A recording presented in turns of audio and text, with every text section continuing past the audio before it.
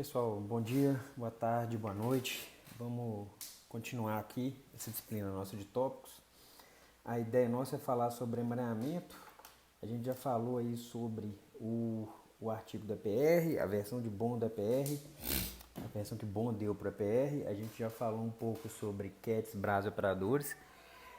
Por favor, a tarefa talvez aí a mais importante que vocês têm nesse momento agora, além de se cuidarem, é estudar a apostila lá de CAT, BRAS e operadores. Isso é muito importante, vai ser muito importante para a gente nessa disciplina e em outras.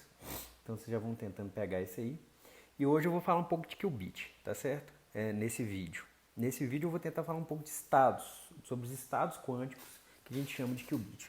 E no próximo vídeo eu vou tentar falar sobre a evolução temporal em um qubit, evolução unitária em um qubit, certo? Então essa é a ideia, por isso que está parte 1 aqui. Eu acho que vai dar para fazer 2 ou mais vídeos aí nesse sentido, tá certo? Então vamos lá. E note o seguinte, eu estou falando de um qubit. Se eu estou falando de um qubit, eu não vou falar de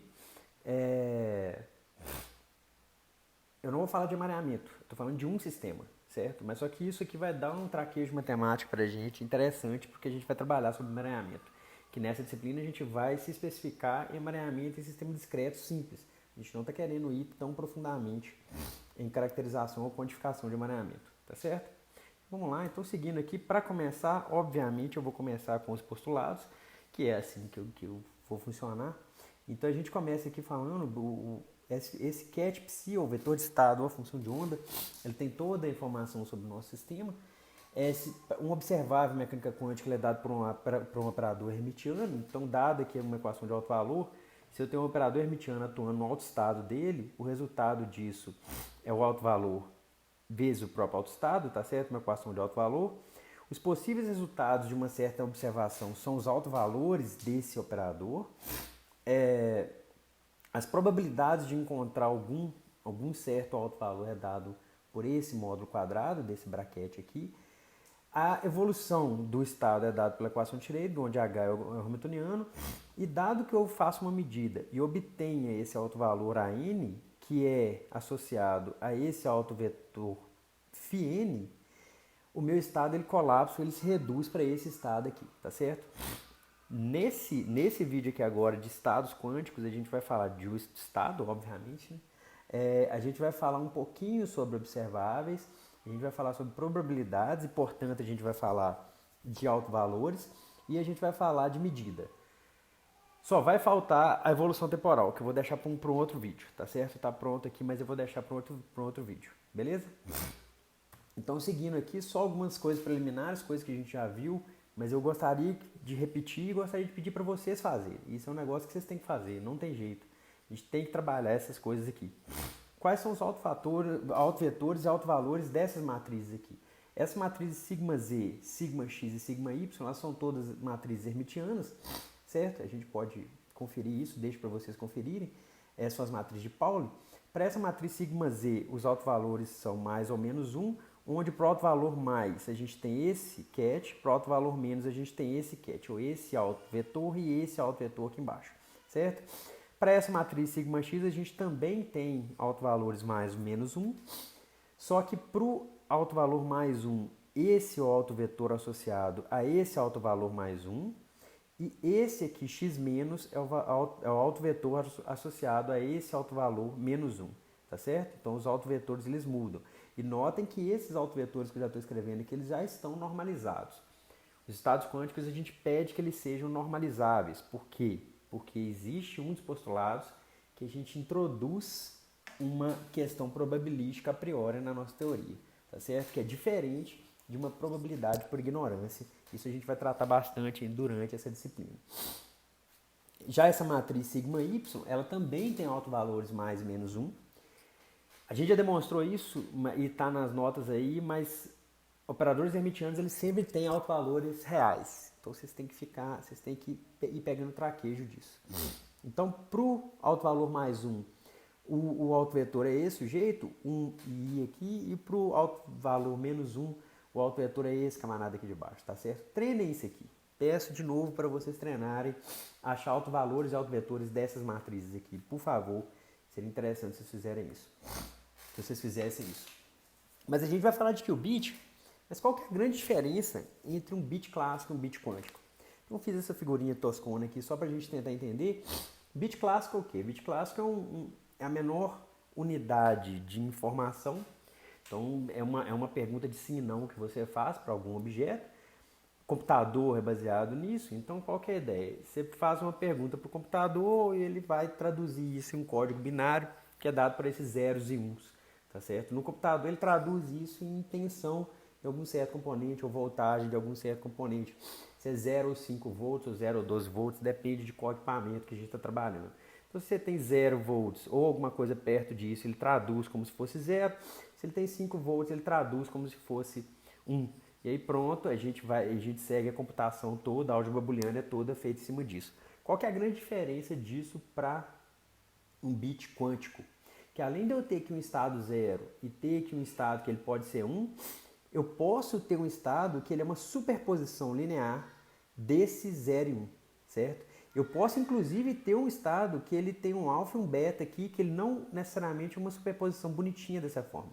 Então eu posso ter um estado aqui que ele é uma coisa sem ser 1 sobre a raiz de 2, 1 sobre a raiz de 2 aqui. Eu posso ter um outro estado com uma outra combinação linear. Então a grande diferença de um bit clássico para o bit quântico é essa. Enquanto o bit clássico ele pode ser ou 0 ou 1, o bit quântico ele pode estar numa superposição desses estados. E essa superposição não significa de forma alguma que o meu estado aqui ele está um pouquinho 0, um pouquinho 1. Ele simplesmente está nesse estado aqui, 0 mais 1 sobre a raiz de 2. Então, essa é a grande diferença e isso implica um tanto de coisa. Então, vamos com calma que a gente vai tentar ver isso, tanto nesse vídeo quanto nessa disciplina toda, certo? E mais que isso, nesse vídeo aqui, meu primeiro propósito nesse vídeo é a gente tentar demonstrar essa esferinha aqui, ó.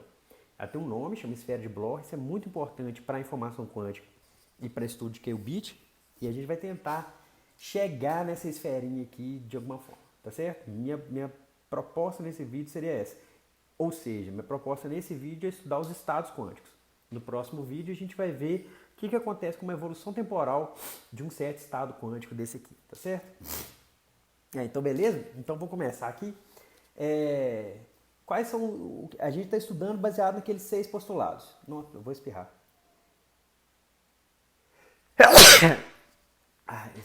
Eu acho que não é corona, não. É só alergia. Mas a gente está estudando baseado naqueles 6 postulados.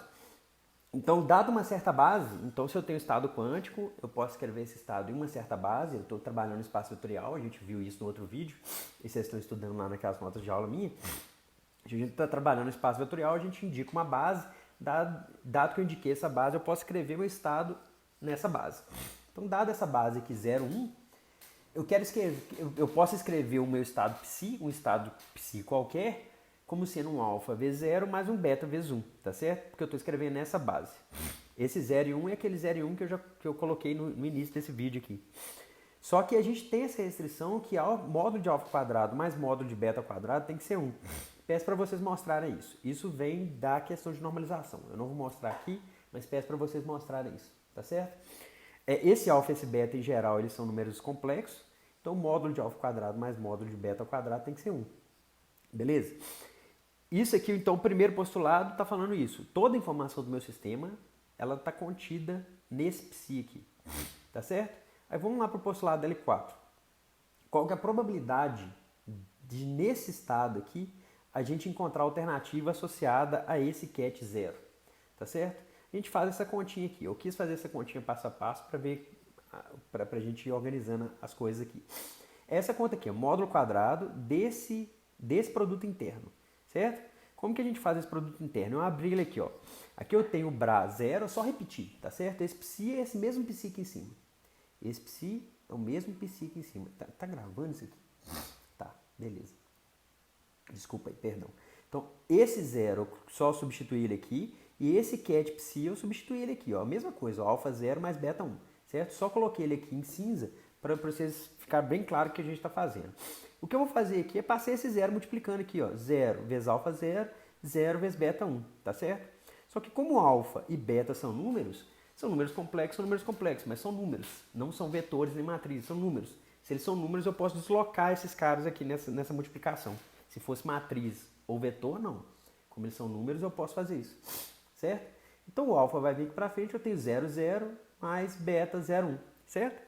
Só que a gente sabe que essas bases elas são ortonormais. Então esse produto interno de 0 com 0, ele vale 1. Esse produto interno de 0 com 1 vale 0, certo? Então a probabilidade da gente encontrar nesse estado psi aqui em cima o alto valor relacionado a 0 é justamente o módulo de alfa ao quadrado, tá certo? Por quê? Porque eu tenho aqui, ó, alfa vezes 1 mais beta vezes 0. Então dá módulo de alfa ao quadrado, certo? Beleza? Então tentem dar uma pausa, tentem fazer essa conta aqui. Não adianta só ficar vendo o vídeo não, tem que pegar e fazer a conta. E aí, deixei essa pergunta aqui para vocês fazerem. Qual que é a probabilidade de nesse psi aqui eu encontrar a alternativa relacionada ao ket 1? Qual que é essa probabilidade? Eu vou falar a resposta, mas eu quero que vocês façam a conta. A probabilidade de encontrar essa alternativa relacionada ao ket 1 vai ser módulo de beta ao quadrado. Façam essa conta, certo? E aqui eu queria deixar essa observação, que isso é uma coisa que a gente vai tratar nessa disciplina o tempo inteiro, que o caráter probabilístico que a gente está falando aqui não é um caráter probabilístico relacionado à ignorância com relação ao estado. Ele é um caráter probabilístico que ele é intrínseco da teoria. Isso é muito, muito, muito diferente da gente jogar um dado, colocar um dado numa caixa, balançar e ter a probabilidade de cair 1, 2, 3, 4, 5 ou 6. Isso é muito diferente. A probabilidade aqui é um caráter intrínseco da teoria. A gente assume isso como postulado. Aí a gente pode ficar discutindo aí um tanto de alternativas, de interpretações da mecânica quântica, tem o bayesianismo quântico e tudo mais, mas não é a minha intenção aqui. É uma disciplina, a gente vai tratar aqui vai fazer o tratamento ortodoxo da mecânica quântica, já padrãozão, que tem dado bastante resultado. Beleza? Então esse caráter probabilístico não é devido à ignorância com relação ao estado. Eu sei com certeza que meu estado é esse sujeito aqui. A certeza que eu tenho com relação a esse estado é absoluta, dado que eu esteja trabalhando em sistemas unitários, babá. A certeza que eu tenho com relação a esse estado é 100%. Mas existe um caráter probabilístico com relação à obtenção de certos testes nesse estado. E esse caráter probabilístico ele é intrínseco da própria teoria, certo? E como eu tenho esse caráter probabilístico, a gente pode falar de ensemble estatístico. Eu pego um sistema e vou resetando ele, faço milhões de vezes nesse sistema, ou eu pego milhões de sistemas iguais e faço o mesmo teste nesses milhões de sistemas iguais e tento fazer isso, tá certo? Para obter essa estatística aqui em cima, tá beleza? Mas o que a gente tem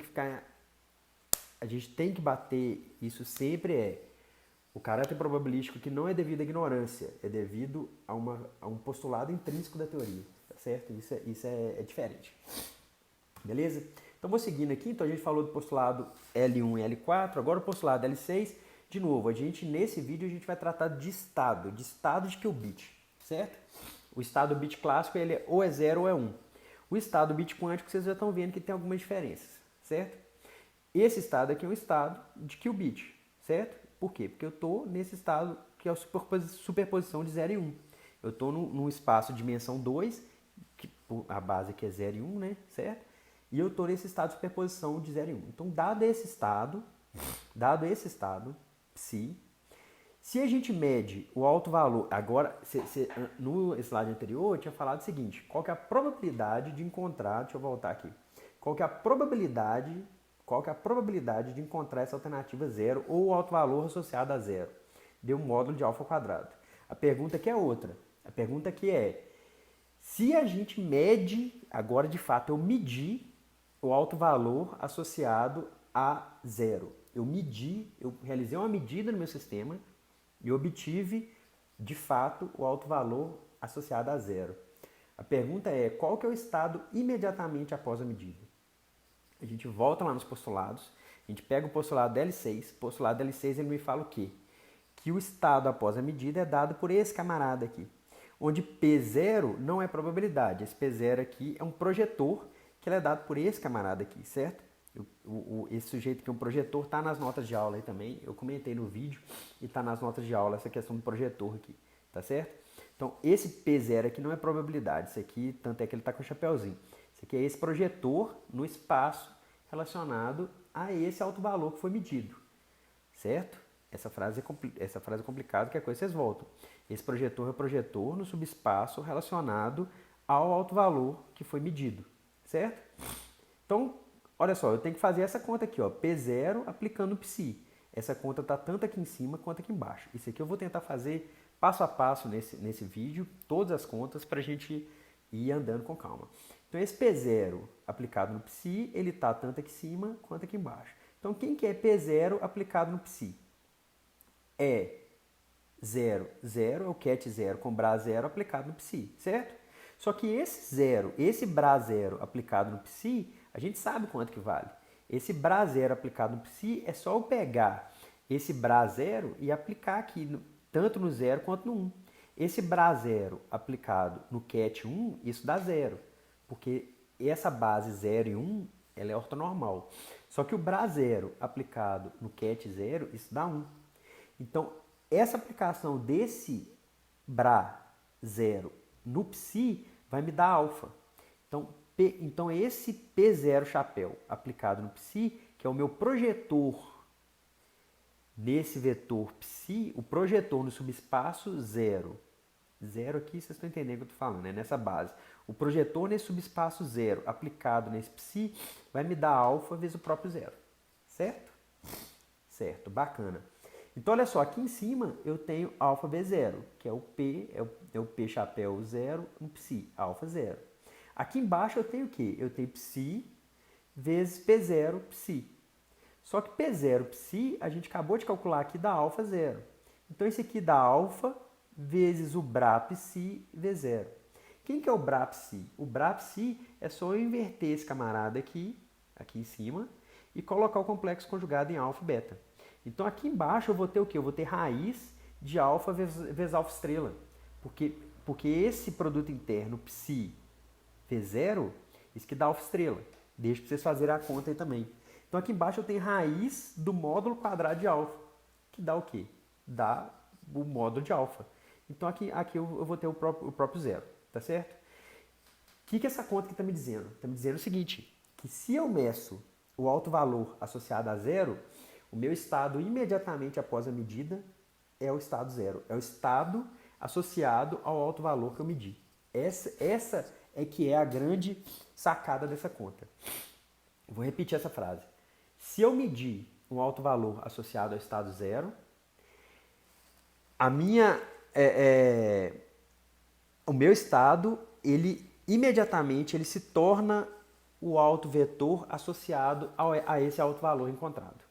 Isso é que essa conta está falando. Se eu encontrei o alto valor associado a zero, o meu estado, que era psi, ele se torna o estado zero, que é associado a esse alto valor. Certo? E aí eu vou deixar de tarefa aqui para vocês. Se a gente, dado esse estado, o mesmo estado, psi aqui em cima, se a gente mede o alto valor associado a 1, a esse estado 1, qual que é o estado imediatamente após a medida?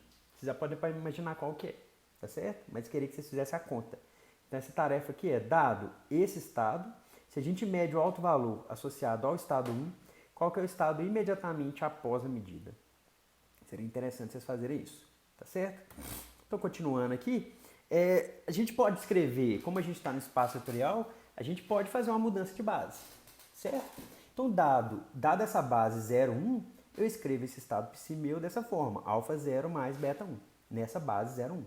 Onde esse 0 é um vetor, eu posso escrever ele como sendo um vetor 1, 0 aqui, e o 1 é o vetor 0, 1. Só que esses dois camaradas aqui, esse x mais e esse x menos, eles também formam uma base para esse espaço de duas dimensões, tá certo? Eles são LI, são ortonormais, e eu posso escrever qualquer vetor em função desses dois camaradas, certo? Mas note o seguinte, esse sujeito aqui, ó, x+, esse vetor aqui, x+, que é autovetor daquele sigma x lá atrás, queria que vocês fizessem isso, tanto x+, quanto x- são autovetores de sigma z. Então, esse vetor x+, aqui, ele é o quê? Ele é 1 sobre raiz de 2, 1, 1. Só que eu posso escrever esse cara como sendo o seguinte, 1 sobre raiz de 2, 1, 0, mais 1 sobre a raiz de 2, 0, 1. Que é exatamente isso que eu estou escrevendo aqui embaixo. Ó. O x mais eu posso escrever ele como sendo 1 sobre a raiz de 2. Esse 0 aqui é o quê? É 1, 0. Mais o vetor 1, que é 0, 1. Pega só essa conta aqui que está dentro do parênteses. 0 mais 1. Isso aqui é o quê? Isso aqui é 1, 0 mais 0, 1. Que é justamente 1, 1 aqui embaixo, certo? Essa parte do parênteses aqui seria um sujeito que era 1, 1, que é justamente esse parênteses aqui em cima, tá certo? Esse vetor aqui em cima. Seria interessante vocês fazerem essa conta aqui também. Só eu falando aqui fica complicado, mas espero que vocês estejam pegando essa conta para fazer. Então, esse x mais eu posso escrever dessa forma, 1 sobre a raiz de 2, 0 mais 1. E esse x menos eu posso escrever dessa forma, 1 sobre a raiz de 2, 0 menos 1. Beleza? Tentem fazer isso aqui. Bacana. Vou deixar para vocês mostrarem aí que esse x mais e esse x menos são ortonormais. Como fazer isso? Você já sabe, mas eu vou repetir aqui. É só calcular o produto interno. Se o produto interno de x mais e x menos der 0, eles são ortogonais. Aí, para saber se eles são normalizados, esses dois vetores, ou seja, se o produto interno é ortonormal, basta eu fazer o x mais, o produto interno de x mais com x mais, produto interno de x menos com x menos. Produto interno de x mais com x mais tem que dar 1, produto interno de x menos com x menos tem que dar 1 também, certo? E eu vou deixar para vocês fazerem também, eu estou deixando o resultado aqui, mas a gente pode escrever esse mesmo vetor psi aqui em cima, que é alfa 0 mais beta 1, a gente pode escrever ele dessa forma, que é 1 sobre a raiz de 2, alfa mais beta x mais alfa menos beta x menos, certo? A gente pode escrever esse vetor dessa forma aqui. Isso é interessante por quê? Porque o que eu estou fazendo aqui de fato é mudando a base. Eu estava numa base aqui que a gente vai falar que é a base Z e eu estou indo para a base X, tá certo? Isso é interessante também para a gente aqui também, certo? Então, vou seguindo aqui, vou pegar aqui esse exemplo aqui, a gente vai falar de probabilidade ainda, que nessa apresentação eu vou falar de estado e probabilidade. Então, dado esse estado aqui, 0, desse estado, o estado meu vai ser qual? O estado quântico é dado por esse 0 aqui, esse ket 0, certo? Esse ket 0, a gente acabou de ver que ele pode ser escrito dessa forma. Peço para vocês observarem isso. É basicamente o que eu estou fazendo, é reescrevendo, é pegando esse psi, reescrevendo ele aqui, tá certo? Vocês podem pensar também o seguinte, é só somar essas duas equações aqui. Ó. Se eu somar essa equação com essa, eu vou obter quem que é o zero em função de x mais e x menos. Então esse estado zero ele pode ser escrito dessa forma. As perguntas são, várias perguntinhas aqui. Qual que é a probabilidade de encontrar o alto valor associado a zero nesse estado zero? Basta fazer o quê? Basta eu fazer isso aqui, ó, é a regrinha, é o postulado. É eu pegar o Bra 0 e aplicar no meu psi, que nesse caso é esse 0 aqui, certo? Vocês vão ver que a probabilidade é 1. Então, a probabilidade de eu encontrar o alto valor associado ao ket 0 é 1, que é muito coerente. Qual que é a probabilidade de encontrar o alto valor associado ao ket 1? Vai ser 0. Por quê? Porque esse ket 1 ele é ortonormal ao ket 0. Se eu fizer o produto interno, se eu fizer essa regra aqui, ó, se eu fizer o produto interno aqui de 1 com 0 aqui, vai dar 0. Então a probabilidade de achar o alto valor associado ao ket 1 é 0. Qual que é a probabilidade de encontrar o alto valor associado a x+? A probabilidade de encontrar o alto valor associado a x+ é o quê? É só aplicar essa regra. É pegar o x+, e fazer o produto interno com 0 aqui. Se eu pego o x+, e faço produto interno aqui, vocês vão ver que o x+, aplicado nesse vetorzinho aqui da direita, o x+ com x+, o produto interno de x+ com x+ é 1, o produto interno de x+ com x- é 0. Então, essa é a probabilidade que dá meio, certo? Da mesma forma, a probabilidade de encontrar o alto valor associado a x- também vai dar meio, nesse estado. Beleza? Aí aqui eu queria chamar a atenção uma coisa. A probabilidade nesse estado aqui, o estado inicial meu era 0. A probabilidade de encontrar o alto valor associado a 1 era 0. Eu não tinha probabilidade nenhuma de encontrar o alto valor associado a 1. Agora vamos fazer uma brincadeira aqui.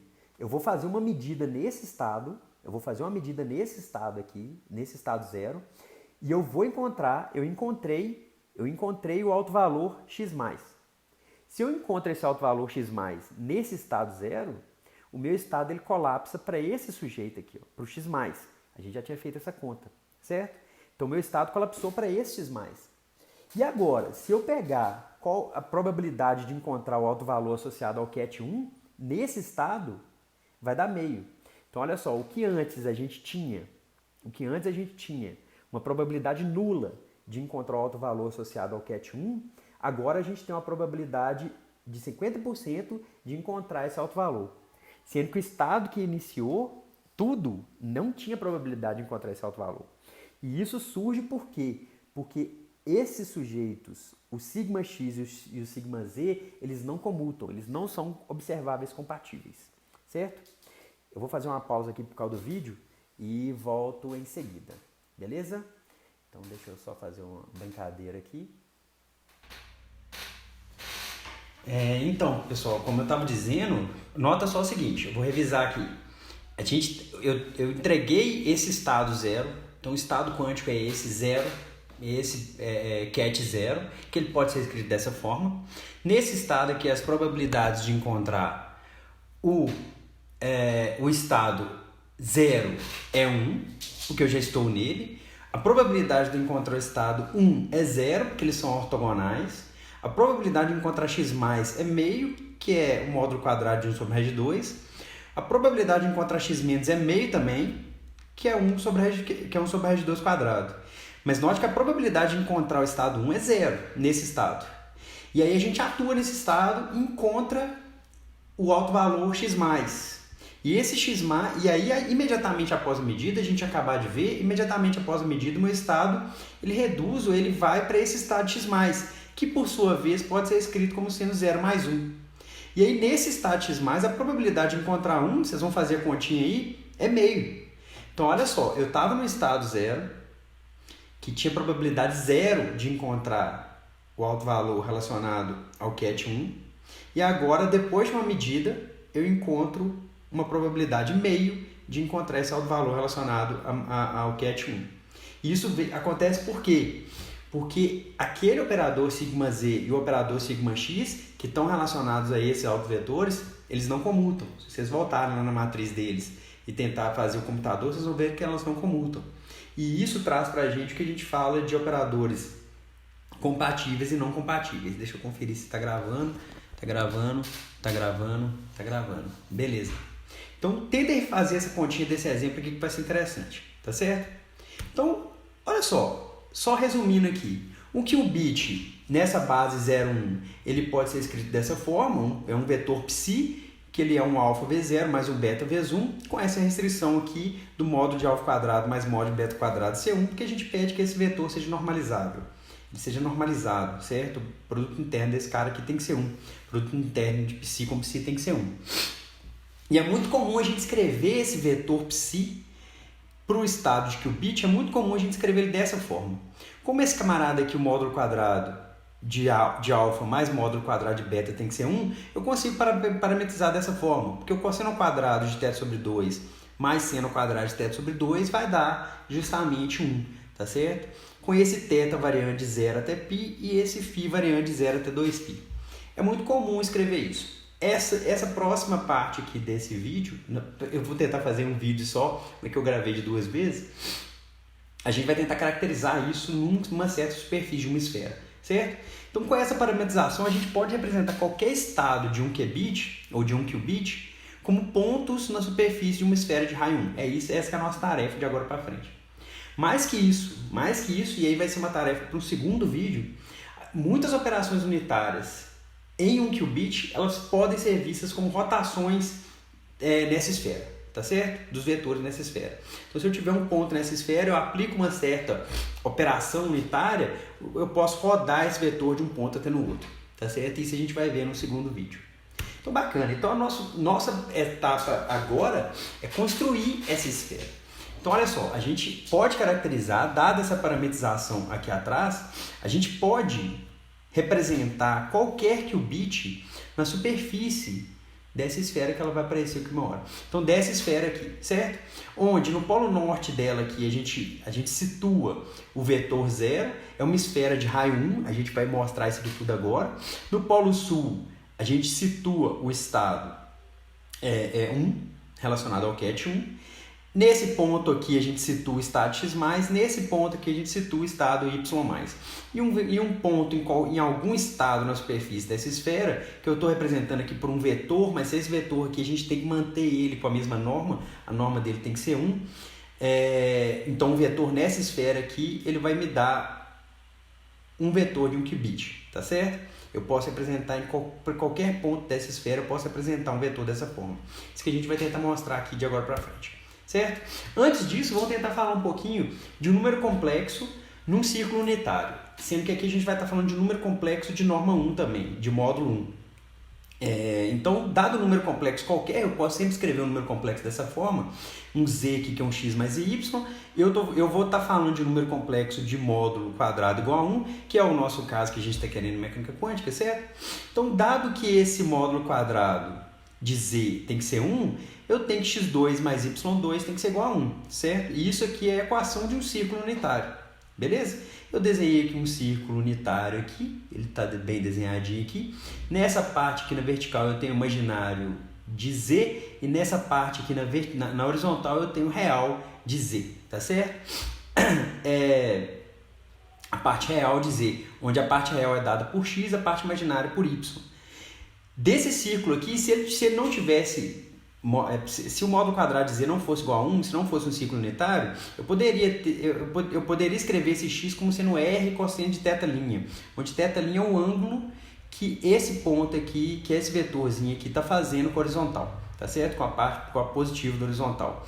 Então, dado esse vetorzinho aqui, eu posso escrever esse x como sendo r cosseno de θ', que está formando um ângulo, e o y r seno de θ', que está oposto ao ângulo, tá certo? Só que o r aqui para a gente vai ser 1, eu até tirei aqui do y, desse x aqui que eu não tirei, perdão. Aqui tinha que estar com rzinho. Mas enfim, no que eu vou colocar para vocês, para baixar, vai estar esse rzinho aqui. Então eu posso escrever esse x como sendo r cosseno de θ', o y como r seno de θ'. Então esse z ele vai poder ser escrito dessa forma. Se a gente lembrar lá da identidade de Euler, a gente vai poder escrever esse cosseno de θ' mais i seno de θ'. Vocês estão vendo que eu só substituí aqui, ó, o x está sendo isso aqui, o y está sendo isso aqui. Se eu substituir naquela fórmula de Euler, o cosseno de θ' mais i seno de θ' era justamente a exponencial de θ'. Certo? Como aqui eu estou trabalhando num círculo unitário, esse r vale 1, então esse número z meu complexo ele vai poder ser escrito como sendo exponencial de θ'. Então vocês já estão vendo que eu estou associando um número complexo num círculo unitário, certo? Beleza? Só para a gente tentar fazer uma associação aqui. Mas todo número complexo ele vai poder ser escrito dessa forma aqui, ó, r exponencial de θ', da mesma forma que ele pode ser escrito como x mais y mais iy, certo? Beleza? Tá. Então agora eu vou voltar para um qubit. Então olha só, tentem lembrar isso aqui, essa parte do número complexo, uma revisão, só para a gente tentar situar o número complexo aqui nesse círculo unitário. Então voltando para um qubit, um estado quântico, postulado L1, toda informação está no estado quântico. Mas o estado quântico ele sempre pode ser escrito dessa forma, um alfa 0 mais um beta 1, com essa restrição da normalização. Certo? Só que esse alfa e esse beta eles são números complexos geral. Isso é número complexo geral. Se esse alfa e esse beta são números complexos geral, um número complexo geral, qualquer um deles, esse mesmo psi meu aqui eu posso escrever assim, ó, o alfa eu vou substituir pela representação complexa dele, é r alfa exponencial de i φ alfa, certo? Eu tenho um parâmetro para o alfa. Eu tenho dois parâmetros para o alfa e dois parâmetros para o beta. Então eu posso escrever esse psi dessa forma aqui, certo? Substituir o alfa e o beta pela representação complexa deles, certo? Eu coloquei aqui um footnote aqui que se eu escrever o psi dessa forma, eu tenho 4 parâmetros associados ao psi: r alfa, r beta, φ alfa, φ beta, certo? Eu vou tirar esse φ alfa em evidência. Se eu tiro o φ alfa em evidência para esse psi, e eu excluir essa fase global, a gente já viu isso lá nas notas de aula minha e no outro vídeo, fase global ela não altera o meu estado físico, tá certo? Se eu tiver uma fase global, as quantidades dinâmicas que eu tiver interessado, elas não vão ser alteradas por essa fase global. Então, introduzir uma fase global ou retirar ela do meu sistema, tanto faz. Não vai importar para o meu sistema físico. Então, o que eu vou fazer aqui, tira essa exponencial de φ alfa em evidência. Então, eu vou estar num outro estado, mas ele é equivalente ao meu estado psi, que ele é um estado que ele é. E aí você elimina, divide tudo por exponencial de φ alfa.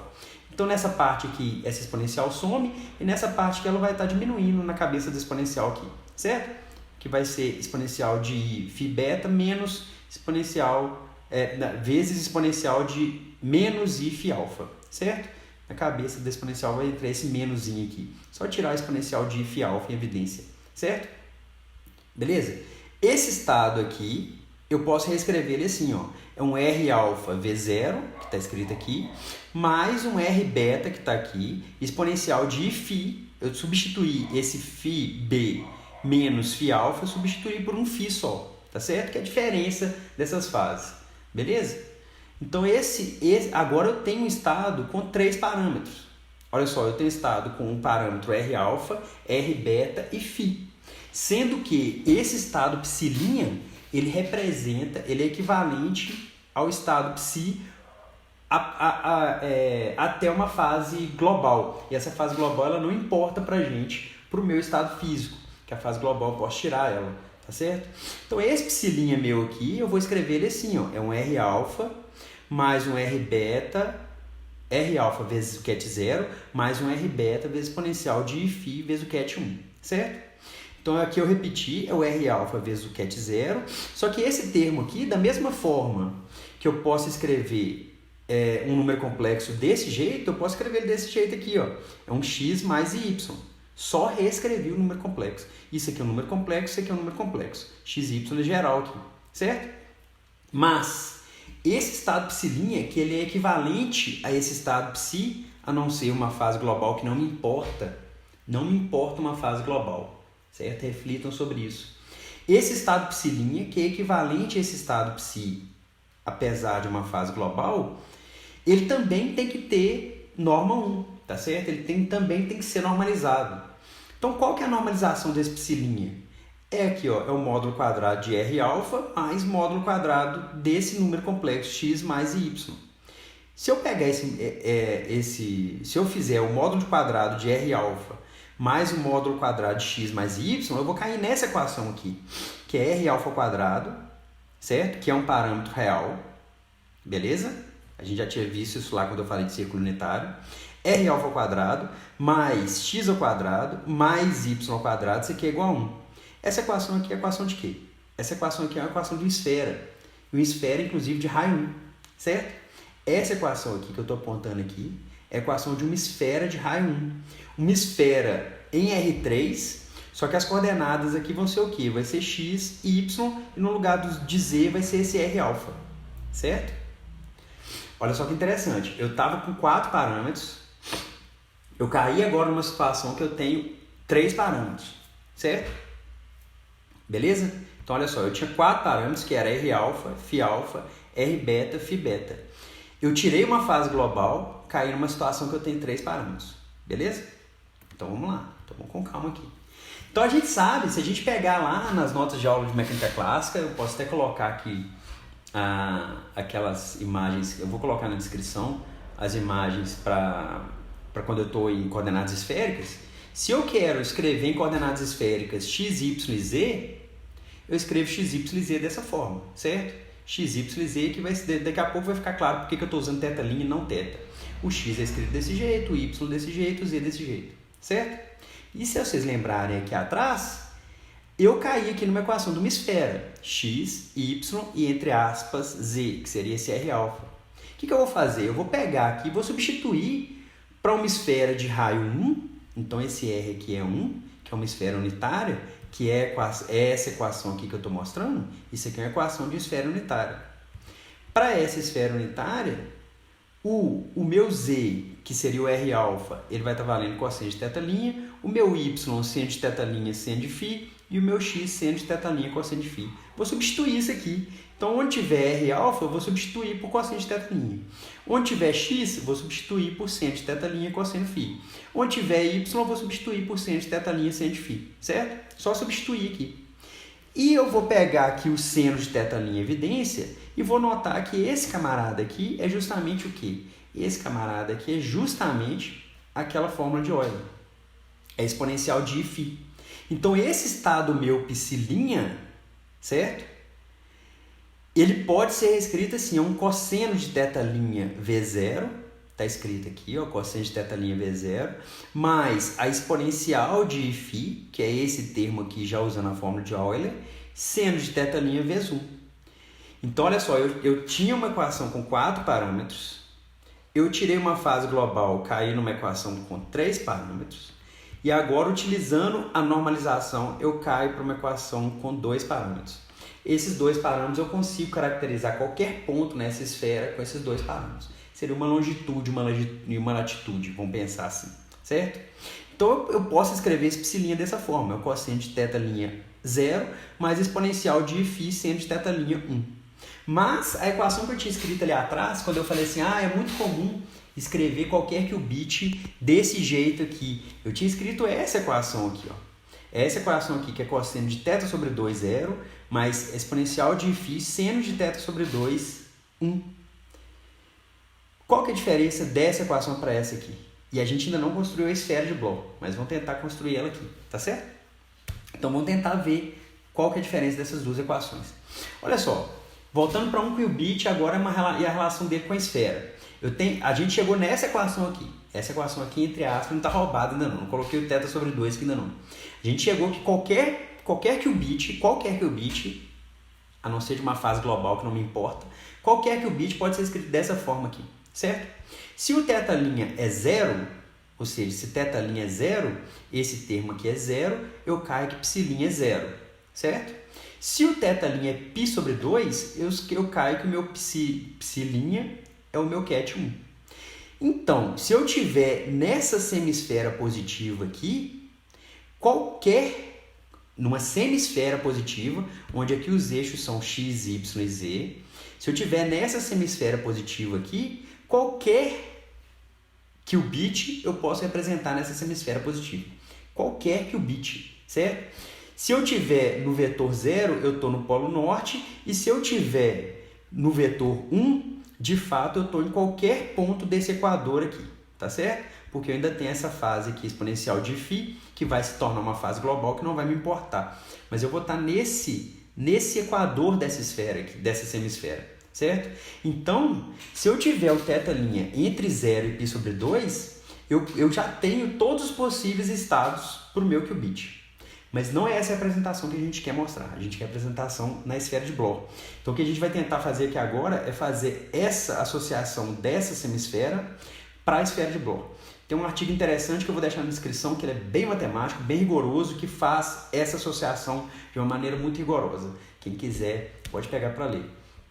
Antes disso, vamos continuar analisando essa semisfera. A semisfera é essa parte cinza, essa parte amarela seria a semisfera de baixo, mas a gente está falando que todos os qubits podem estar representados na semisfera de cima, certo? Vamos pensar aqui o seguinte, eu tenho esse vetor aqui, e o que eu quero é analisar esse outro vetor, quando o θ duas linhas é π menos θ', e quando o φ, eu mudar o φ de φ para φ mais π, certo? Então, vamos tentar fazer isso aqui por partes. Primeiro, eu tenho esse vetor que tem esse ângulo θ'. Eu estou pegando esse plano YZ só para ficar melhor a visualização. O que eu vou fazer primeiro é isso aqui, ó. Eu vou pegar um vetor, o mesmo vetor, ele tem que ter a mesma norma, porque está tudo na superfície da esfera. Vou pegar esse vetor e vou fazer ele com π menos θ'. Ele vai cair para esse ponto aqui, certo? Esse aqui é esse vetor rosa, mas com um ângulo de π menos θ'. E agora o que eu vou fazer é pegar esse vetor e vou somar π ao ângulo φ dele. O que vai acontecer é que esse vetor vai vir para cá. Ó. Vocês estão vendo o quê? Que quando eu faço esse tipo de rotação aqui, quando eu faço esse tipo de associação desses ângulos, o que eu tinha, que era o meu vetor rosa, eu vou obter esse vetor que ele é o oposto do meu vetor rosa.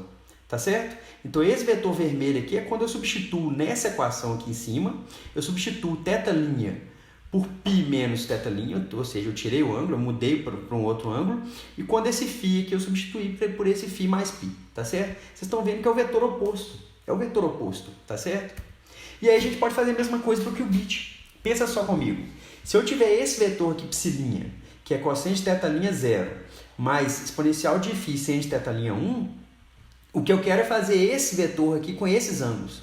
Se vocês fizerem a continha, deixo para vocês fazerem, esse vetor psi duas linhas é justamente menos o vetor psi', tá certo? Que é exatamente isso que eu estou fazendo aqui. Ó. Eu tenho esse vetor aqui rosa, esse vetor vermelho é menos esse vetor rosa, tá certo? É o vetor rosa com sentido mudado, tá certo?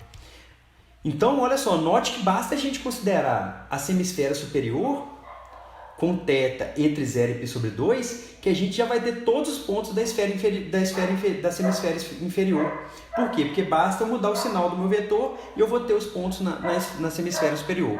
Então, bastaria eu estar só na semisfera superior para eu resolver meu problema, certo? Então, beleza. Então, todos os pontos na semisfera inferior são os mesmos pontos da semisfera superior, a menos de uma fase, que é esse menos 1, que não me importa também. Então, bacana. Mas agora que nós vamos chegar nessa esfera de Bloch. Qual que é essa esfera de Bloch? A ideia aqui é o seguinte. Esse aqui é meu estado para um qubit nessa semisfera superior, certo? Só que se a gente fizer o seguinte mapa, eu vou pegar esse θ', e agora vai ficar claro por que eu usei θ', eu vou pegar esse θ' e vou substituir por θ sobre 2. Mas antes, olha só, antes o θ' estava vindo de 0 até π sobre 2, certo? Se eu estou substituindo esse camarada por um ângulo que ele é metade dele, eu tenho que ir até o dobro. Eu tenho que ir o que antes ia de 0 até π sobre 2, que era a semisfera, eu tenho que ir agora de 0 até π, tá certo? Então eu estou fazendo esse mapa, eu estou substituindo aqui esse θ' por um θ sobre 2, e eu tenho essa equação aqui, que era a equação que eu estava querendo chegar. Só que agora, olha só, o θ aqui atrás, ele vai, o θ' ele vai de 0 até π sobre 2, porque é uma semisfera superior só, certo? Esse θ meu aqui agora, ele vai de 0 até π, tá beleza? Porque eu estou fazendo metade desse ângulo θ'. E o φ continua indo de 0 até 2π. E se eu faço esse mapa, eu tenho o que a gente mapeia, que a gente fala da esfera de Bloch. Eu estava numa semisfera superior, que estava nessa representação XYZ, agora eu caio numa outra representação, que é o que a gente chama de fato de esfera de Bloch. Então a gente tem um mapeamento de todos os qubits nessa esfera de Bloch, certo? Todos os qubits eles estão na superfície dessa esfera de Bloch, a gente pode mapear qualquer ponto dessa esfera de Bloch como sendo um qubit, e aí vocês já estão notando a grande diferença entre o bit clássico e o quântico. O bit clássico é 0 ou é 1, o bit quântico ele vai estar vivendo na superfície dessa esfera, que ele pode estar em qualquer ponto da superfície dessa esfera, certo? Onde no polo norte aqui vai ser o vetor 0, no polo sul a gente indica o vetor 1, certo? Nesse ponto aqui a gente vai indicar aquele vetor x+, e nesse ponto aqui a gente vai indicar esse vetor y+. E qualquer outro ponto aqui da esfera de Bloch vai ser representado dessa forma. No próximo vídeo a gente vai ver como que esses pontos, como que a gente pode alterar um vetor nessa esfera de Bloch de um ponto para o outro, tá certo? Então, resumindo aqui, então olha só, a gente estudou o postulado L1 de estados quânticos, a gente estudou um pouco do postulado L2, a gente estudou de autovalores, a gente estudou de probabilidades, a gente estudou de medida. Vai faltar um postulado que é o de evolução, que eu vou deixar para um outro vídeo, tá certo? Então, olha só, qualquer estado de um qubit, qualquer estado de um qubit pode ser escrito dessa forma aqui, tá certo? Onde o θ varia de 0 até π e o φ varia de 0 até 2π, tá certo? Se eu tivesse aqui com um parâmetro θ', essa semisfera superior do θ', ela faz um mapa 1 para 1 para a esfera de Bloch, exceto para o ponto θ' igual a π sobre 2, que eu vou estar no equador. E no equador dessa semisfera, todos os pontos são mapeados no polo sul, tá certo? Por que eu posso fazer esse mapa? Porque essa fase global não me importa, tá certo? Então, como eu estou no equador, eu vou poder viajar nesse equador ali o tempo inteiro. Nesse equador aqui, qualquer ponto que eu tiver variando φ, eu vou estar no mesmo vetor, que é o vetor 1. E aí eu posso mapear isso tudo no polo sul, tá certo? É isso que eu estou falando aqui, ó. Neste polo sul, esse psi meu, ele é exponencial de φ vezes psi. Só que essa fase global não me importa. Então tá beleza, tá tranquilo, tá certo? Então, o recado aqui é todos os vetores de 1 qubit, ou seja, todos os estados quânticos relacionados a 1 qubit, eu posso mapear nessa esfera de Bloch. E aí a gente vai tentar brincar com ela no próximo vídeo. E eu vou deixar de tarefa aqui para vocês, para demonstrar que dois pontos diametralmente opostos na esfera de Bloch, vocês vão notar que é diferente do que eu fiz para as duas semisferas, tá certo? Para as duas semisferas era uma representação, aqui é outra.